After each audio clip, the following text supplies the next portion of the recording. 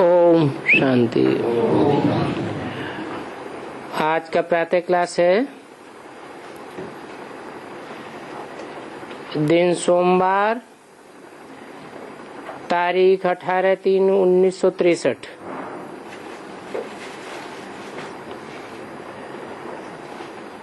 Record चला है न जाने नजर पहचाने जिगर।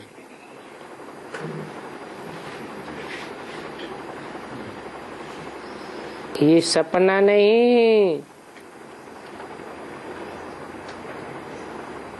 जिसको सिर्फ ब्रह्मा मुख वंशावली ब्राह्मण और ब्राह्मणियां ही समझती हैं।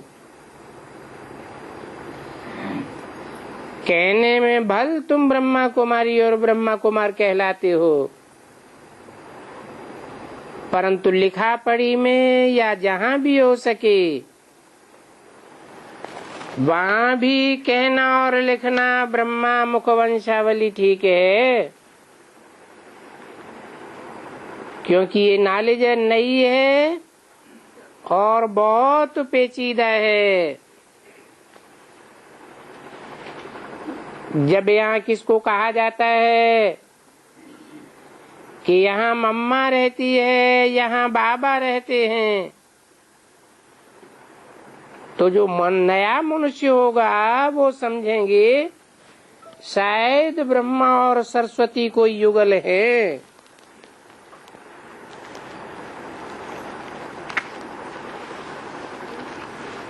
ऐसे कभी नहीं कोई समझ सकेंगे कि ब्रह्मा की मुख वंशावली है,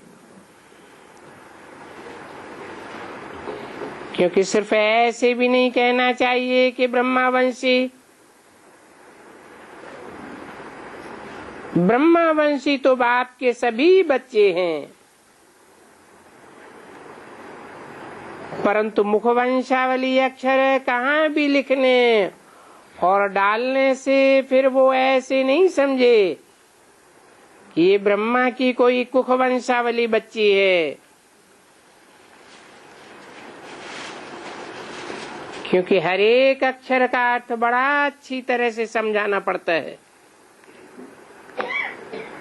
कुख वंशावली किसे कहते हैं और मुख वंशावली किसे कहते हैं? कुख गोद को कहा जाता है,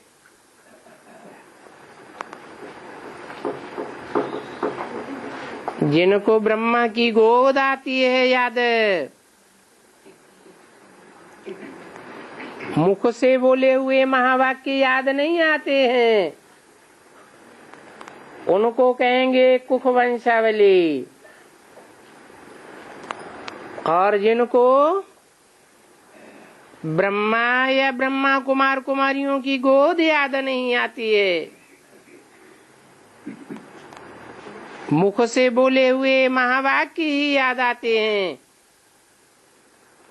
उनको कहेंगे ब्रह्मा मुख वंशावली। ब्रह्मा के ऊपर सारा मदार बहुत है, ये तो जानते हो कि बरोबर ब्रह्मा मुख वंशावली तो सारी दुनिया है। सारी दुनिया के मनुष्य मात्र ब्रह्मा की ही औलाद बनते हैं।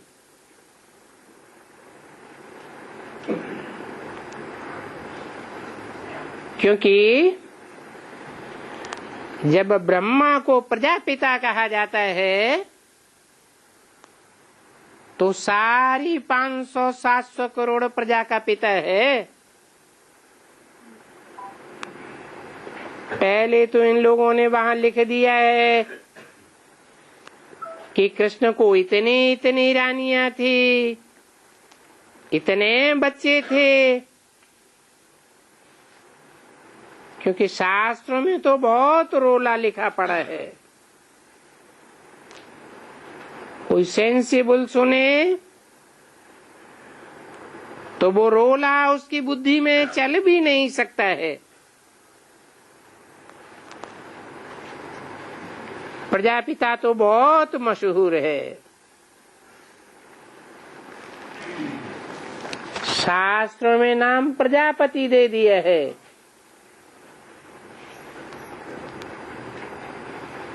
क्योंकि विश्वपति बनता है ना, आज में तो विश्वपति नहीं बना होगा, तो आदि में प्रजा रचते हैं, इसलिए प्रजापिता नाम देते हैं। परंतु कृष्ण को तो कभी भी कोई प्रजापिता नहीं कहेंगे। कृष्ण तो खुद ही बच्चा है, अर्थात बच्चा बुद्धि है। ऐसे नहीं कहेंगे उनको बैठ करके इतने बच्चे हुए। वो इतने बच्चे सब कहां से आए? यानी कि ये बात तो बिल्कुल रंग है, क्योंकि इन शास्त्रों में रोला बहुत है। थोड़ा बहुत या कम रोला नहीं है। वास्तव में वो लोग समझते नहीं है कि हम शास्त्रों में कोई गंदगी लिखते हैं या शास्त्रों में कोई ग्लानि करते हैं। क्योंकि गाते तो है ना, यदा यदा हि धर्मस्य ग्लानिर्भवत भारत। ये अक्षर कहना तो ठीक है, परंतु ग्लानि किसको कहा जाता है, इस बात को तो वो बेचारे समझते ही नहीं है। किस बात में है ग्लानि? जरूर कहाँ कोई लिखत में ग्लानि है। मनुष्यों की एक दो में जो वाणी चलती है, वो तो सिर्फ कोई बात करने की बात रही।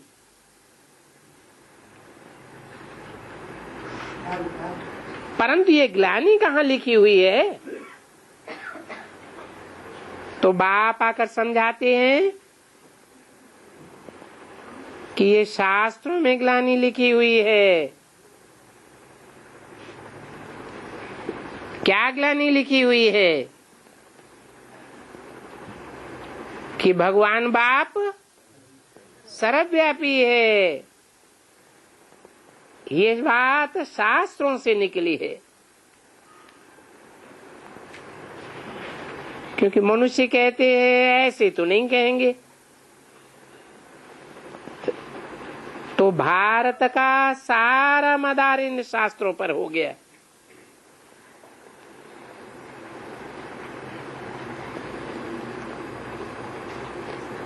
क्या भारत बिगड़ता है तो किसकी वजह से? शास्त्रों की वजह से बिगड़ता है। और फिर सुधरेगा भी कैसे है? शास्त्रों में मुख्य शास्त्र कौन सा है? श्रीमद् भगवत गीता। तो श्रीमद् भगवत गीता में ही ये अर्थ निकाल दिए हैं कि भगवान सर्वव्यापी है। तो श्रीमद् भगवत गीता में ही जो अनर्थ कर दिया है अर्थ का, उसको सुधारना पड़े। तो देखा कि शास्त्रों में ही ग्लानि लिखी हुई है। उसमें भी समझाया जाता है कि हम ब्रह्मा कुमार कुमारियां हैं, तो इतनी जो हैं सो तो जरूर अडॉप्टेड हुई होंगी। इतनी कोई गर्भ की वंशावली नहीं है। ऐसे तो नहीं है कि ब्रह्मा को कोई इतने बच्चे हो सकते हैं। हाँ, शास्त्रों में गाया जाता है प्रजापिता ब्रह्मा। अच्छा, ये प्रजा कैसे रची? जरूर ब्रह्मा और फिर माता चाहिए। प्रजापिता ब्रह्मा और प्रजा माता। परंतु माता अगर होवे तो भी इतने बच्चे नहीं हो सकते। इतने बच्चे कैसे पैदा करेगी? तो सारी प्रजा माना कितनी प्रजा, तो उनको समझाना पड़ता है कि असल में वास्तव में तुम भी प्रजापिता की संतान हो। सारी मनुष्य सृष्टि में 500-700 करोड़ प्रजा है, क्योंकि परमपिता परमात्मा ने जब नई सृष्टि रची तो ब्रह्मा द्वारा ही है। साकार सृष्टि हुई ना, वो निराकार शिव तो है ही आत्माओं का बाप। परंतु साकार सृष्टि जब रची जाती है तो गाया जाता है कि परमपिता परमात्मा द्वारा, ब्रह्मा द्वारा स्थापना हुई।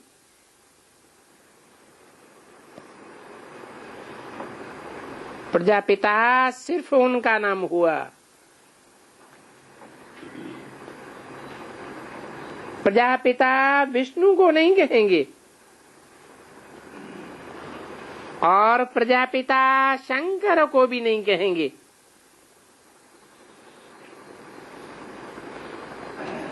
क्योंकि ये तो सभी बच्चे हैं जो ज्ञान में होते हैं और जिनको सर्विस करनी होती है।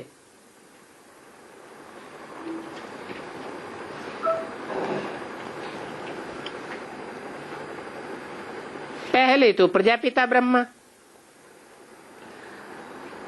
और ब्रह्मा तो बहुतों के नाम हैं, तो जरूर नंबरवार ब्रह्मा हो गए। कहा भी जाता है ब्रह्मा सो विष्णु। अब ब्रह्मा के भुजाएं और विष्णु की भुजाएं, भुजाएं तो दिखाते हैं ना। ये सब विचार सागर मंथन करने की बातें हैं।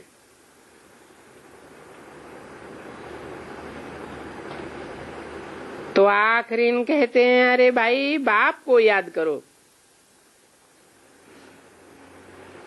और फिर अपने पद को याद करो।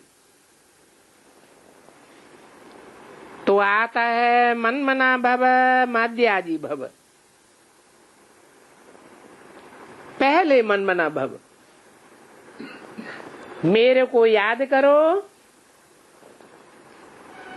तब मेरे में यजन करो। अर्थात तन मन धन सब यज्ञ में स्वाहा करो।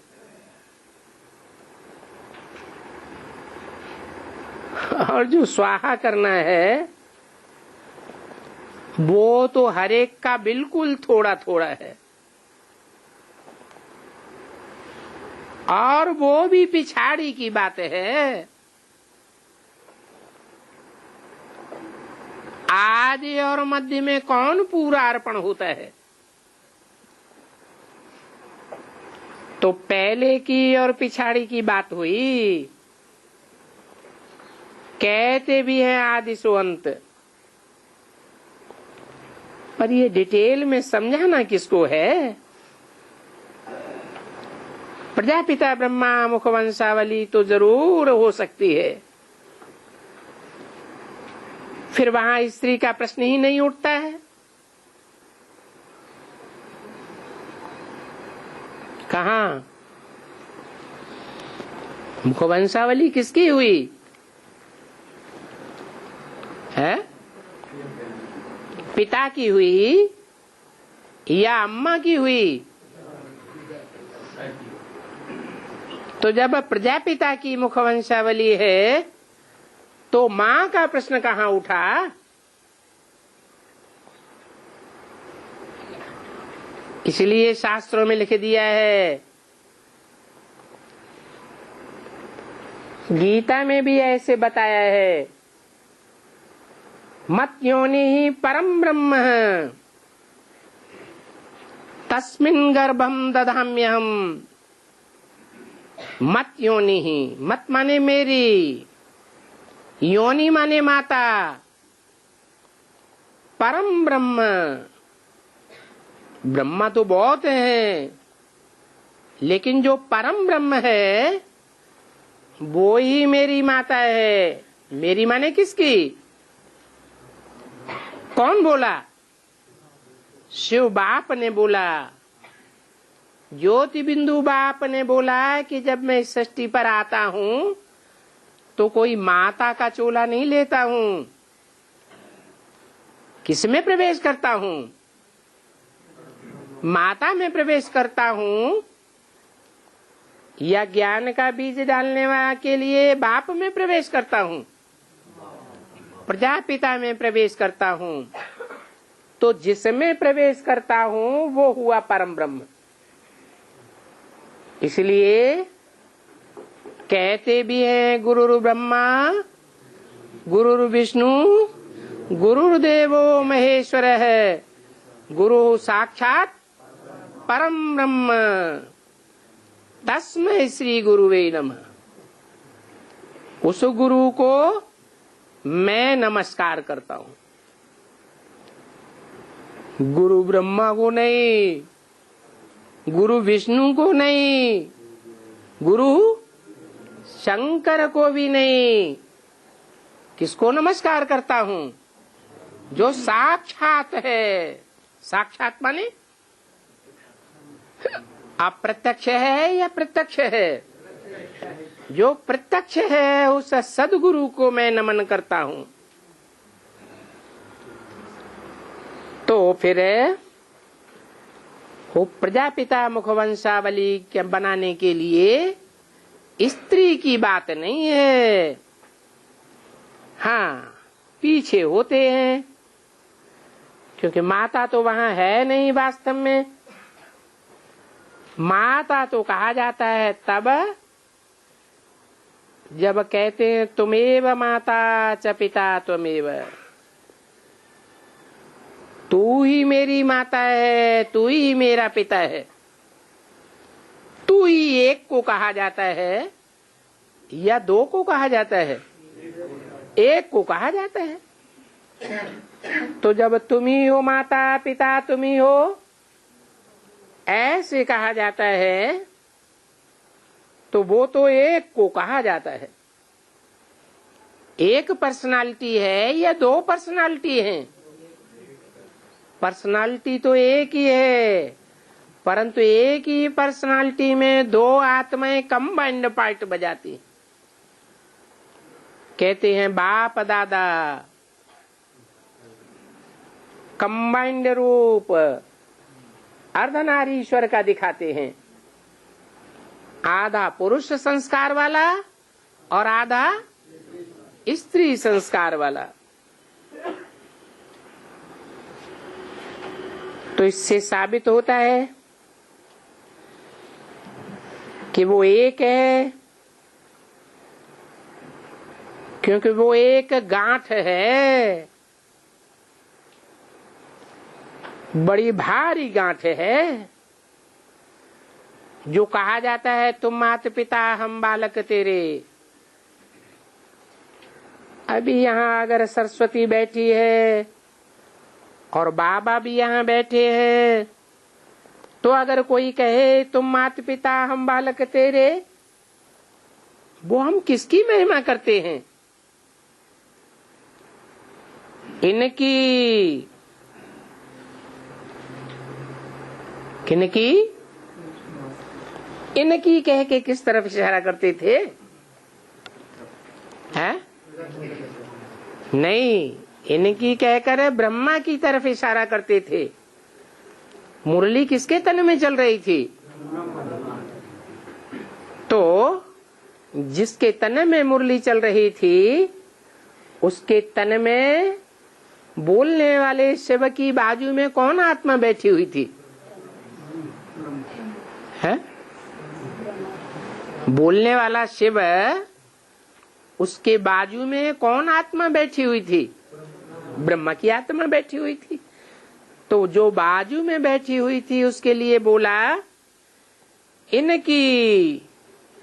इनकी महिमा करते हैं क्या? अरे इनकी तो फिर महिमा हो ही नहीं सकती। क्या तुम माता पिता, हम बालक तेरे, ये इन ब्रह्मा की महिमा नहीं हो सकती है। अगर हुई होती तो फिर मंदिर बनते, ब्रह्मा की मूर्तियां बनती, ब्रह्मा की लोग याद करते। परंतु न इनकी महिमा है, न मूर्तियां बनती है, न मंदिर बनते हैं, न ही इनकी याद होती है। इस बात को समझाना। क्या तुम मात पिता हम बालक तेरे, ये ब्रह्मा सरस्वती को कहा जाता है कि कोई और पर्सनालिटी है? देखो, ये बड़ा भारी रोला हो गया है। इनकी और इन मम्मा की महिमा हो नहीं सकती।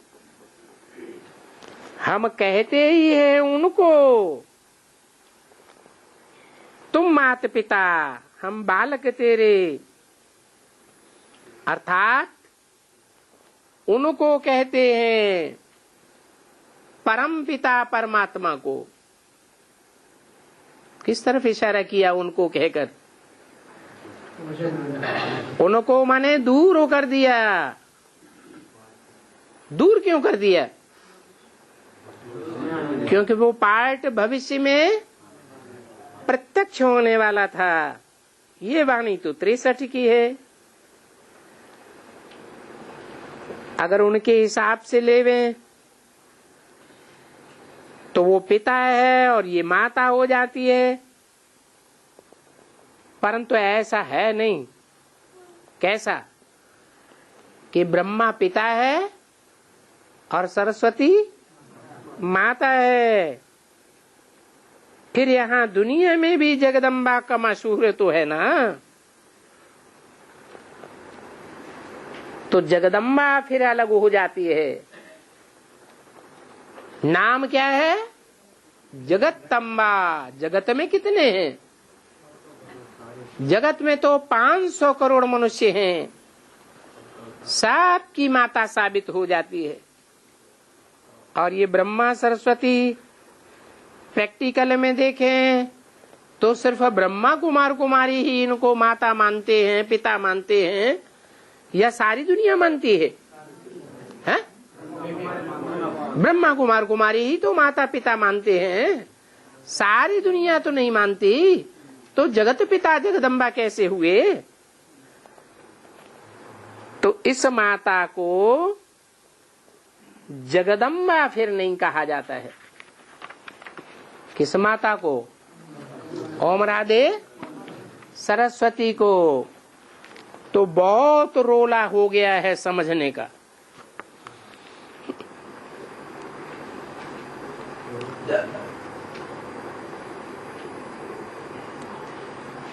अठारह 3/1963 की वाणी का दूसरा पेज। ये बात जब तक पूरा कोई नहीं समझा हुआ है तो समझाना बड़ा मुश्किल है। तो ये जो भी समझानी है गुह्य समझानी है। जैसे बाबा ने कल परसों बड़ी अच्छी पॉइंट निकाली थी कि कलयुग में जो लौकिक पिताएं होते हैं वो बच्चे तो खुशी से बाप से लेते हैं कि मुझे बच्चा हो तो हमारा वारिस बने। तो बरोबर बच्चा क्रिएट करता है। ये तो जरूर है कि बाप ही क्रिएट करते हैं बच्चों को सुख देने के लिए। अभी बाबा बेहद का क्रिएट करते हैं बच्चों को सुख देने के लिए। ये है मुख वंशावली। ये एकदम बड़ी गुह्य पॉइंट थी, परंतु ऐसे नहीं है कि सबकी बुद्धि में बैठ सकती है। कोई इसको समझा सकते हैं, कोई नहीं समझा सकते हैं।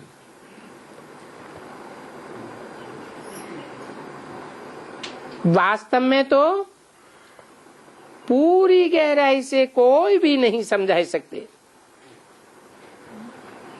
वो ठीक है, मनमना भव मध्याजी भव, शिव को याद करो और उनके वर्षे को याद करो, परंतु इस बात को डिटेल में समझाना, इसमें बड़ी बुद्धि चाहिए, बड़ी सेंस चाहिए। सो तो फिर बुद्धि भी अच्छी क्लियर चाहिए।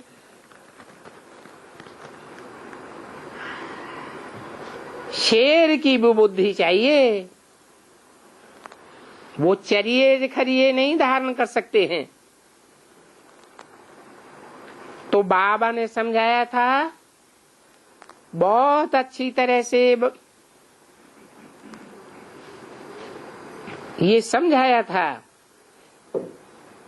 कि बाप से बच्चे बड़ी खुशी से मांगते हैं। वो देवताओं के पास जाएगा, फलाने के पास जाएगा, देवियों के पास जाएगी, माई भी जाएगी कि कुल का नाम निकालने वाला कोई हो,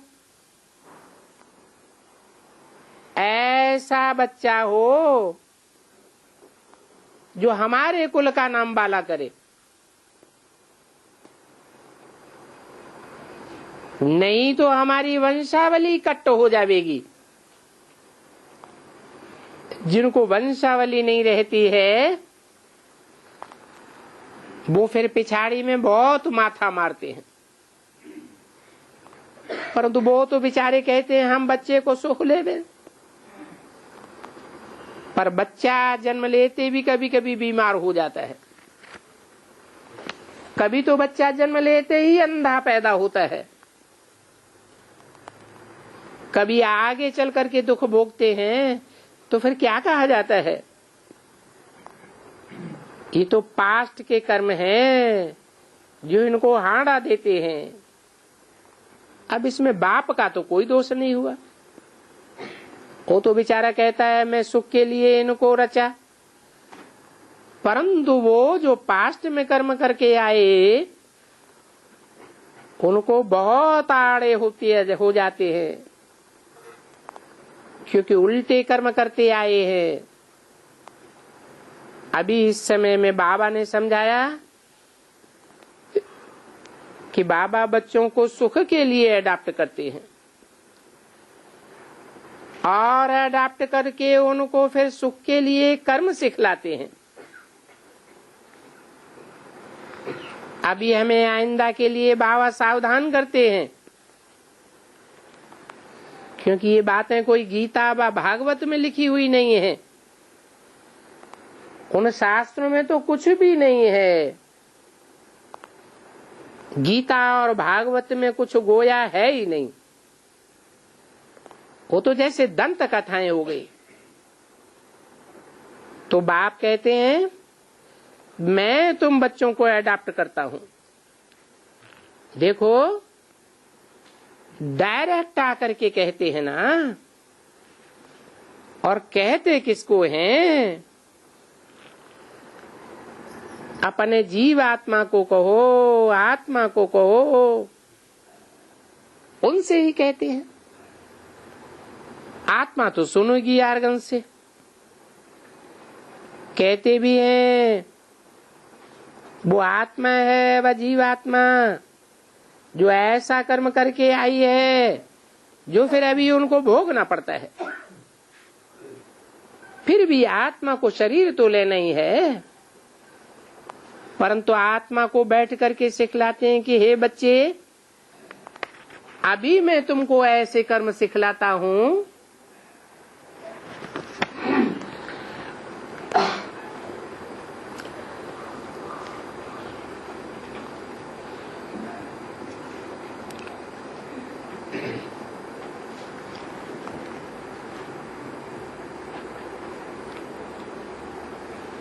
ऐसे कर्म सिखलाता हूं जो एक बात तो समझा ही देते हैं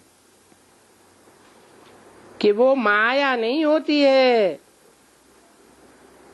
परंतु फिर भी यथा राजा रानी तथा प्रजा कहा जाता है। ये भी तो जरूर कोई पुरुषार्थ से नंबरवार बनते होंगे। जो हम यहाँ कहते हैं कि हम ऐसे अभी कर्म सीखे जो भविष्य में हम ऐसे बने, दास दासी न बने, हम राजा बने, साहूकार बने, ऐसे बने वैसे बने। अभी मार्जिन तो बहुत है ना, परंतु ये सब बातें पीछे भूल जाएंगी। तो इस समय में हम बाप द्वारा पुरुषार्थ कर रहे हैं कि हम ऐसे कर्म करें। भले वहां दुख नहीं होगा, परंतु मर्तबे तो फिर भी होंगे ना, तो वो तो है ही सुखधाम, इसमें कोई शक नहीं है। अच्छा, ये तो दुखधाम है, फिर भी इसमें मर्तबे तो है ना। सन्यासी हैं, बड़े साहूकार हैं, दुखी हैं, तो वहां मर्तबे जरूर रहते हैं, वहां तो कोई दुख नहीं रहता है, सुख तो सबको मिलता ही है। उस मर्तबे को पाने के लिए तुम बच्चों को यहाँ पुरुषार्थ कराया जाता है, बाप बैठ करके पुरुषार्थ कराते हैं। बच्चों को ऐसे कर्म सिखलाता हूँ जो ऐसा कोई भी बच्चा नहीं होगा जो जा करके बाप देखे तो कहे कि हमारा बच्चा पास्ट में कर्म करके आया है,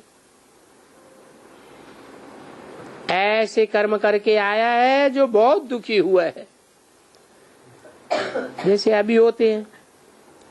तो यहाँ की दुनिया में और वहां की दुनिया में फर्क तो होता है ना, बहुत फर्क है। ये पॉइंट वेरी गुड है, परंतु ये बुद्धि में धारण करना, किसको ऐसे प्रकार से समझाना, ये फिर महारथियों का काम है। ये घोड़े सवारों का भी काम नहीं है। लिखा हुआ तो है ना, आज तुमको बहुत गुह्य गुह्य पॉइंट सुनाता हूं, बहुत गुह्य बातें सुनाता हूं, तो जरूर कोई तो गुह्य बातें सुनाते होंगे। जितना जो भी सर्विस में होगा उनको गुह्य बातें अच्छी से समझ में आ जाएंगी, अच्छे से बुद्धि में घुसेंगी, उन बातों के ऊपर विचार चलाएगा, समझेगा ये बात है तो बिल्कुल ठीक। समझाने की बड़ी मीठी बात है, किसको ये एक ही बात समझाने से उनका कपाट खुल जाएगा, क्योंकि बात ही ऐसी है। अभी ये बात कौन समझेगा कि ऐसी ऐसी बात है, जो बिल्कुल सच कोटि के होंगे, ज्ञानी तो आत्मा महारथी होंगे, वो ही समझेंगे। बाकी को कहेंगे ये सेकंड ग्रेड है या थर्ड ग्रेड है, उनको ये बातें बुद्धि में नहीं बैठेंगी।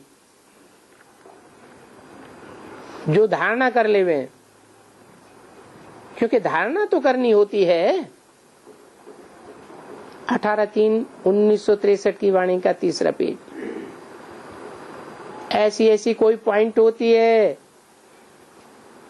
जो हमको समझाना या समझाने से वो समझें कि इनका ज्ञान जो है, जो ये ज्ञान देते हैं, ये बिल्कुल राइट है। और राइट तो बहुत समझेंगे, परंतु उनके ऊपर आए करके वो आकर के उबासी लेवे तो कहेंगे उनकी तकदीर में जो होगा वो ही लेंगे।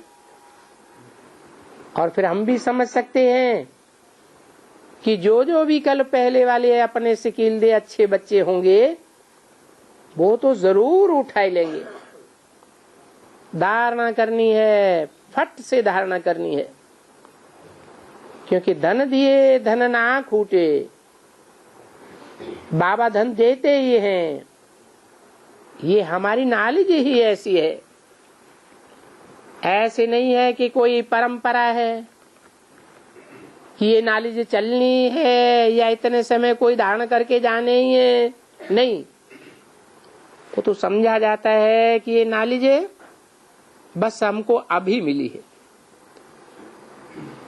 जब वहां वापस जाएंगे तब ये नॉलेज खलास हो जाएगी। क्योंकि ड्रामा का ये मरजीवे का जन्म जो भी अपना पिछाड़ी का पार्ट है, ये अब पूरा हुआ। पीछे होगा प्रारब्ध का पार्ट। फिर बुद्धि में ये ज्ञान का जो संस्कार है, वो सारा संस्कार निकल जाता है। तो ऐसे नहीं समझ लेना कि ज्ञान के सारे संस्कार बुद्धि में से खिसक जाते हैं, नहीं।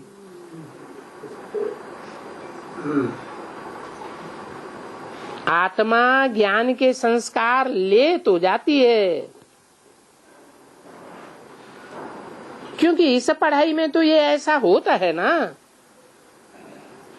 अभी आत्मा कुछ भी पढ़ती है तो संस्कार जरूर ले जाती है। उन संस्कारों के अनुसार उनको जन्म मिलता है, और ये संस्कार हम लेते ही है राजाई के। परंतु वहां हमारे पास बिल्कुल ही ज्ञान नहीं होगा। उस समय ये ज्ञान बिल्कुल मर्ज हो जाएगा। संस्कार होंगे तो, परंतु मर्ज रूप में होंगे, क्योंकि वहां फिर ज्ञान की गति नहीं होती है। वो ज्ञान का पार्ट अभी पूरा होता है, राजाई की प्रारब्ध मिल जाती है। फिर हम जैसे कि जाकर अपनी राजाई में होंगे, बस फिर ये ज्ञान प्रायः लोप हो जाता है। ऐसे नहीं है कि ये ज्ञान परंपरा से चलने वाला है। मनुष्यों ने तो लिख दिया है ये सभी परंपरा से चलता आया है। वो समझते हैं कि ये सभी शास्त्र सतयुग त्रेता द्वापर कलयुग में सुनते होंगे, ये लोग ऐसे समझते हैं। परंतु इन विचारों को तो कोई दोष नहीं है, क्योंकि ये ड्रामा बना हुआ है जिनको अपन तो जान लिया। तुम जाते हो तो वहां ही देखो, शिव की बैठ करके पूजा करेंगे, वो ही कहेंगे ये कल्पना है, ये फलाना है। यानी कोई भी बात का अर्थ सिद्ध नहीं होता है। तो हम ही समझते हैं कि देखो कितने मूर्ख थे। ऐसे मूर्ख हम ही तो थे ना। जब हम पूजा वगैरह करते थे तो हमको कुछ पड़ता थोड़ा ही पड़ता है कि हम क्या करते हैं। शिव की पूजा करते थे, और वो पूजा करते तो सभी हैं। सन्यासी भी तो पूजा करते हैं ना, नहीं तो भला शिव का चित्र रखने की क्या दरकार पड़ी है। ये भक्ति मार्ग है, कैसे न कैसे कुछ न कुछ पूजा करनी ही है। वो जो कह दिया है ईश्वर सर्वव्यापी है, अरे भला सर्वव्यापी है, सर्वव्यापी की तो पूजा नहीं करेंगे। ये हो भी तो नहीं सकता है। परंतु इन सब बातों में इन सब का दोष नहीं है। ये अभी बच्चे जो श्रूड बुद्धि हैं, बहुत अच्छे मीठे मीठे बच्चे हैं, वो जानते हैं बरोबर ये जो महारथी आए आगे हुए थे, जो राजा बनेंगे, वो इतना ही ज्ञान लेंगे, इतनी ही सर्विस करेंगे जो वो कर रहे हैं। फिर तुम बच्चे भी जानते हो कि बरोबर जो ऊंचे ते ऊंचे हैं, कोई जानते तो नहीं है। मम्मा बाबा को तो भला जानते हो, तुम समझ सकते हो कहाँ कौन अच्छी सर्विस में लगा हुआ है और उनकी बुद्धि में अच्छी पॉइंट्स हैं और अच्छे बड़े बड़े दुकान संभाल रहे हैं। बड़े बड़े जो पुराने हैं दुकान संभालते थे, नए को दुकान में भेजे तो दुकान जमाने में कितनी देर लगती है, वो तो जरूर लगेगी। उसमें भी फिर जब कोई अच्छा होवे तो दुकान को जल्दी से उठा सकते हैं। तो ये भी एक धंधा है ना, ये तुम्हारी बिजनेस है, ज्ञान रत्नों का व्यापार है। रत्नागर यानी रत्नों का व्यापार करने वाला। अभी वो तो रत्न नहीं है, ये तो ज्ञान रत्न है, ये ज्ञान का सागर है। ये रत्न उनके पास है और तुम्हें एम ऑब्जेक्ट भी समझाई जाती है कि इनसे जो ज्ञान के रत्न मिलते हैं वो ही हमको भविष्य में माला माल बनाते हैं। क्योंकि हमको मिलता ही है स्वर्ग में राजाओं का राजा बनना।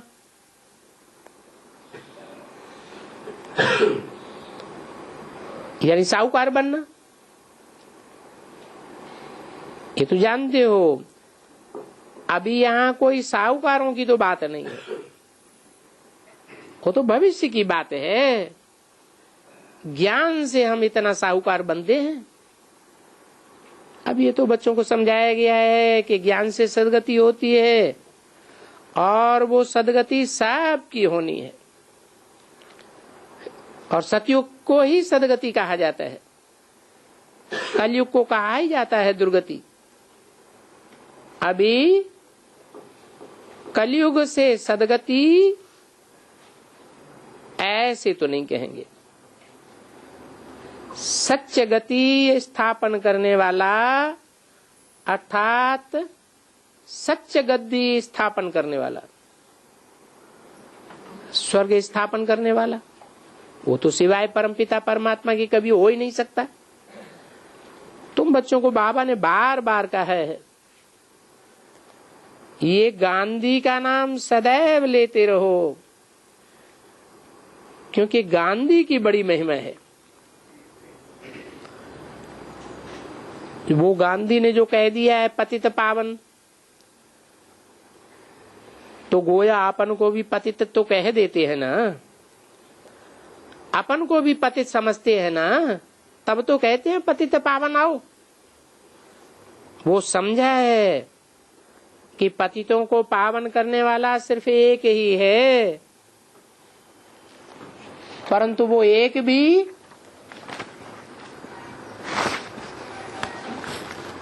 किस आधार पर पतितों को पावन करता है, वो तो है ही गीता।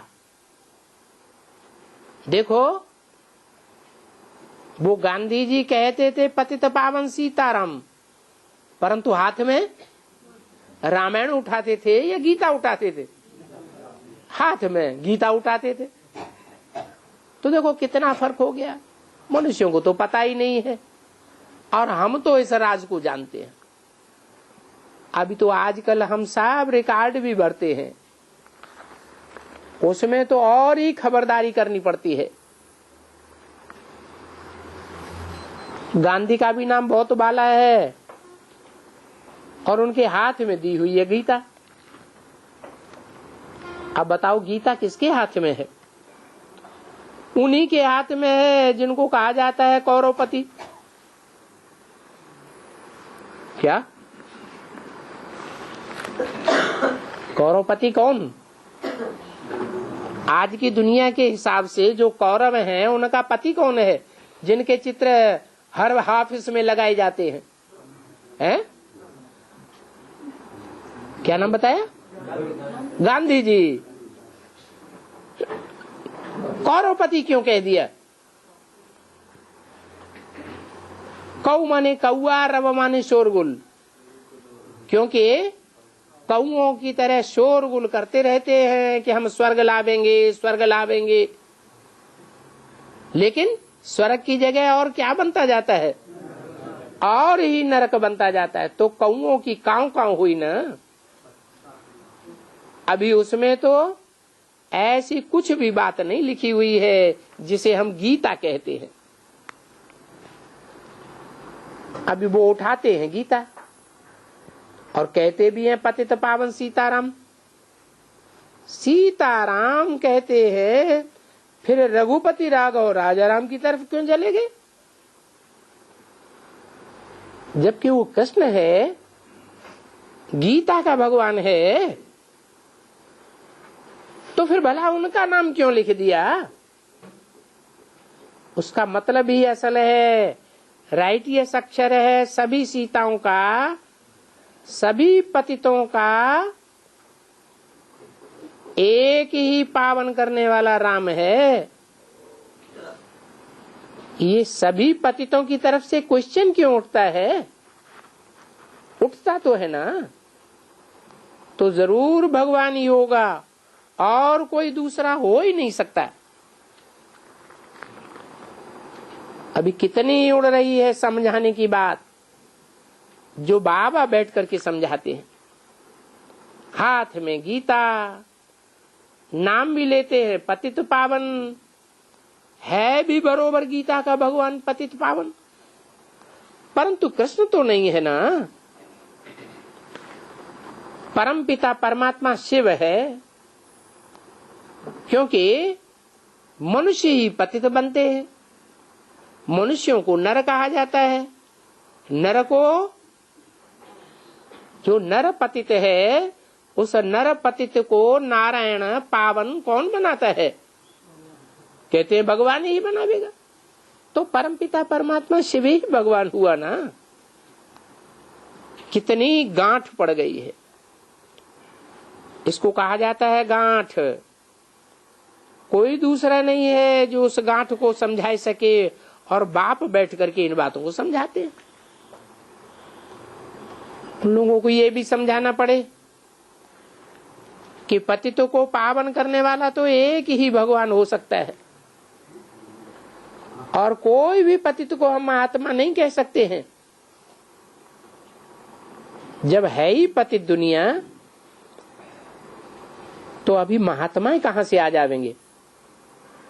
महात्माएं उनको कहा जाता है जो गुरु होता है। महान आत्माएं देवताएं हुए, भला वो गुरु आए कहां से जो पावन करे? जबकि हम कहे जाते हैं पतित, तो सब गुरु पतित हो गए। ये बातें बड़ी युक्ति से बैठ समझाना है। जब कोई बड़ी सभा लगती है, उनमें ये गुई गुई पॉइंट्स बैठ करके समझाने से जो बुद्धिमान होगा वो समझेगा। आते तो यहाँ गरीब लोग ही हैं। अगर कोई बड़े आदमी आते हैं तो उनको भी तुम लोग जाकर के माथा मारते हो कि आओ, इसलिए वो मान देने के लिए आते हैं। कोई बड़े आदमी समझने के लिए नहीं आते हैं, उनको तो उनकी कुर्सी पर मंगाओ तो झटा जावेंगे। सभा में उनको ऊंची कुर्सी पर बैठाओ तो आ जावेंगे, क्योंकि उनका बहुत मान होता है दुनिया में। भले चाहे तुम लोग चीफ जज को बुलाओ, राधा कृष्ण को भी तुम बुलाओ, तो वो भी तुम्हारे पास आ जावेंगे। वो बढ़ाई के लिए आवेंगे, अपना बड़ापन दिखाने के लिए आवेंगे। बाकी कोई ऐसे मत समझो कि वो समझने के लिए आते हैं। क्या कहा है? जो बड़े बड़े राष्ट्रपति, प्रधानमंत्री और बड़े बड़े जज आ जाते हैं ब्रह्मा कुमारियों की सजा सभाओं में, वो किस लिए आते हैं? अपना मान मर्तबा लेने के लिए आते हैं। ऐसे नहीं कि वो तुम्हारी बातें समझने के लिए आते हैं। कोई एक भी बड़ा आदमी समझने के लिए नहीं आता है। समझने वाले फिर भी है ही गरीब। बाबा है ही गरीब निवाज। बाबा ने कहा है साहूकार 100 में 1 और साधारण 100 में 10, बाकी 80% फिर भी नंबरवार गरीब ही गरीब। और ऐसे आने भी भविष्य में जरूर है, आते ही ऐसे हैं, क्योंकि काम तो चलना ही है। तो ये ऐसे ही चलता रहेगा और धीरे धीरे झाड़ बढ़ता जाएगा, क्योंकि मंजिल बड़ी भारी है। भट्ठी में बैठना किसको, ये बहुत मुश्किल है, क्योंकि एक ला है कि 1 सप्ताह तो भट्ठी में जरूर बैठना पड़े,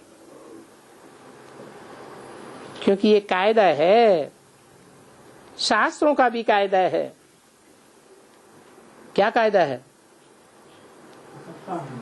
कि भागवत की सप्ताह गाई हुई है, रामायण की भी सप्ताह गाई हुई है। 7 रोज बिठाते हैं ना। अभी किसको 7 रोज हमारे पास बैठा हो तो कभी बैठेगा ही नहीं। अभी वो 7 रोज भी चाहिए ब्राह्मणों के संग में। फिर शूद्र का मुंह भी नहीं देखे।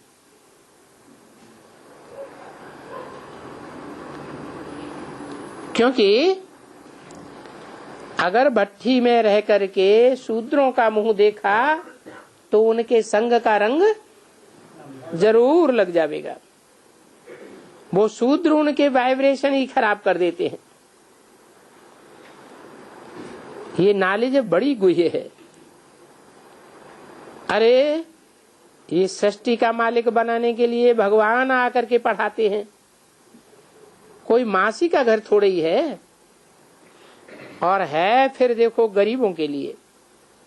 तुम नंबरवार कितने गरीब हो, उसमें भी नंबर 1 तुम देख लो, तुम्हारी मम्मा है गरीब। बोले ये तो चलो निमित्त बना हुआ है। अभी देखो है ये सबसे गरीब, गरीब भी है और साधारण भी है। साहूकार तो कोई है नहीं, सबसे गरीब। पहले माता पीछे पिता, पहले जगदम्बा पीछे जगत पिता। गाते भी हैं तुमेव माता च पिता, ये अक्षर भी उन्हीं का है। परंतु मनुष्य को तो मर्तबा चाहिए ना। तो बाबा ने अपना वो मर्तबा फिर भी माता को दिलाया। गाया मेरे लिए जाता है, परंतु यहाँ मनुष्य का मर्तबा होना चाहिए। आगे गीत गाते थे कि मनुष्य का क्या मर्तबा, क्या कोई नहीं जानता है? क्योंकि इस समय भारत कुछ है ही नहीं। एक तरफ तो कहते हैं सबसे अच्छा भारत देश, हिंदुस्तान हमारा। अभी इन विचारों को ये मालूम ही नहीं है कि हिंदुस्तान तो बहुत अच्छा था, अभी तो अच्छा नहीं है। अभी तो हिंदुस्तान कोई काम का नहीं है। अभी तो भरतनाट्य पहनी है। ऐसे तो नहीं कहते हैं कि था। अभी कहते हैं हमारा देश सबसे अच्छा है, यानी अच्छा था। ये सब लोग जानते हैं कि भारत प्राचीन में बड़ा फर्स्ट क्लास था, एकदम फर्स्ट क्लास। वहां king God and God is राज्य करते थे, जिनका चित्र भी दिखलाते हैं। इनको ही तो कहते हैं लक्ष्मी नारायण की डायनेस्टी। लक्ष्मी नारायण ही प्रिंसिपल चित्र है। क्यों? कृष्ण को तो गालियां दे करके द्वापर में ले गए और खलास कर दिए, परंतु लक्ष्मी नारायण की कोई शास्त्रों में ग्लानि नहीं है। इसलिए ये बाबा उत्सुक रहता है कि लक्ष्मी नारायण का चित्र मिले, तुम देखेंगे कि लक्ष्मी नारायण के मंदिर बड़े बड़े बनाते हैं। क्यों बड़े बड़े बनाते हैं?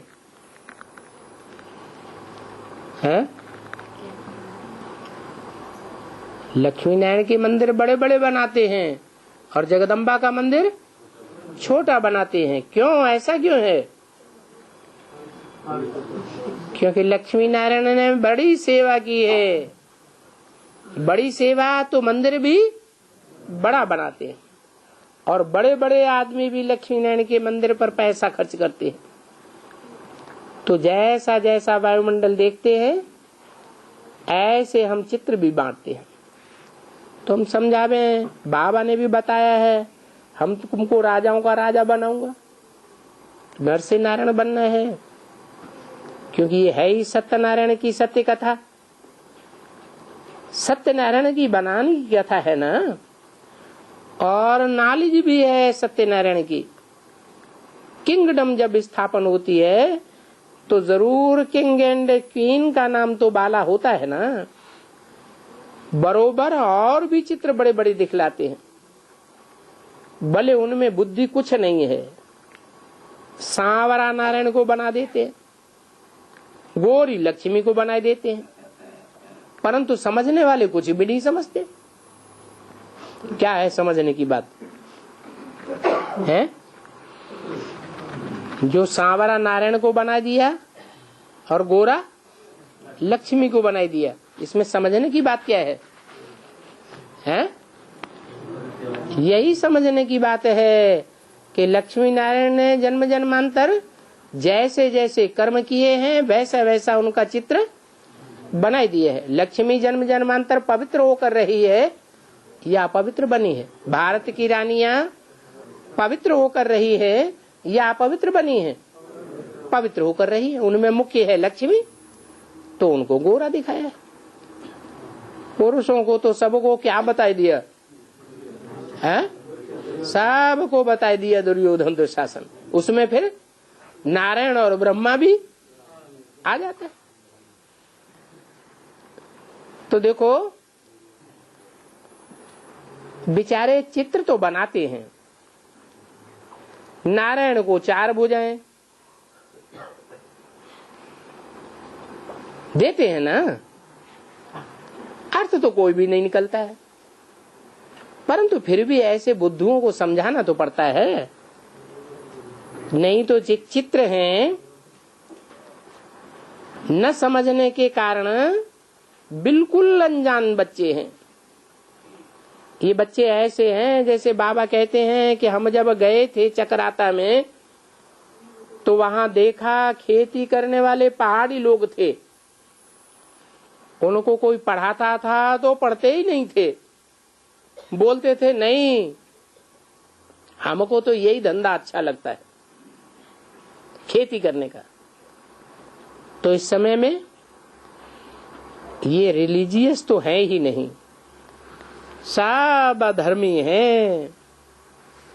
वो कहते हैं हम रिलीजियन को नहीं मानते हैं। अरे क्यों कहते हैं रिलीजियन को नहीं मानते, जबकि इतनी प्राचीन देवी देवताओं का धर्म है? क्यों नहीं जानते हैं कि हमारा रिलीजियन कौन सा है? अभी हिंदू रिलीजन तो नहीं है, तो हिंदुस्तान का हिंदू रिलीजन कहना ये तो सुहाता ही नहीं है। अमेरिका का अमेरिकन रिलीजन कहना ये तो अच्छा ही नहीं लगता। अफ्रीका का अफ्रीकन रिलीजन कहना ये तो हो ही नहीं सकता। तो ये ड्रामानुसार न मालूम होने के कारण ऐसा बोलते हैं कि हम रिलीजन को नहीं मानते हैं, क्योंकि हम अपने रिलीजन को जानते ही नहीं हैं, तो फिर मान के क्या करें? अच्छा, ओम शांति।